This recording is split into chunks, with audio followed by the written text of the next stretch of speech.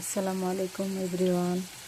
আশা করি সবাই ভালো আছেন। এই যে দেখেন, আজকে রান্তাছি পাকিস্তানের স্টাইলে পালং শাক।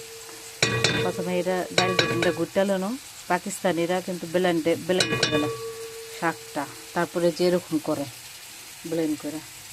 আমি তো আর ব্লেন্ড করতে পারি নাই, মেশিন যদি নষ্ট হয়ে যায় লেগে, এমনি অনেক মেশিন নষ্ট হয়ে যায় কাম করতে করতে।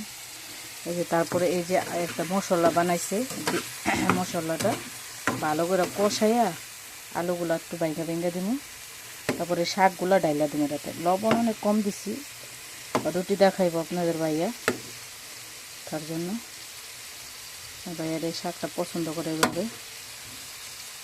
তো একা তো ভিডিও করতেছি তো সমস্যা হয়, ভালো মতো একটু মশলাটা ভাজা ভাজা কইরা তারপর আর কি এই শাকগুলা ডাইলা দিন এটার মধ্যে দিয়ে একটু শুকনা শুকনা কই রাখলাম, ভালো করে লাড়াচাড়া দিয়ে যখন তেলটা উপরে বাসবো শাকের উপরে তখন নামায় ফেলাম। রুটিটা খাইব তো তার লবণ অনেক কম দিচ্ছি, আমি তো ভাত খাবো, আপনি তো ভাইয়া রুটি খাইব। আলুগুলো আরও ভাঙতে হইব, এনে রাহি এনে শাকগুলো ডাইলা দিম, আলুগুলো আর একটু বাইঙ্গা। তো একাতে হইতেছে না, একাতে বাঙ্গা ভালো মতো হইতেছে, যা হয়েছে ভালো হয়েছে। তো এইভাবে রান্না করতেছি, আজকে শাক রান্না করতেছি, মাছ ভাজুম এখন না পরে রাত্রে।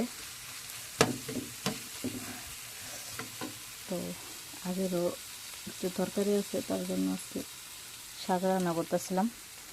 তো এই পর্যন্ত আল্লাহ হাফেজ রাখতেছি, এখন ওই শাকগুলো ডাইলা দিম।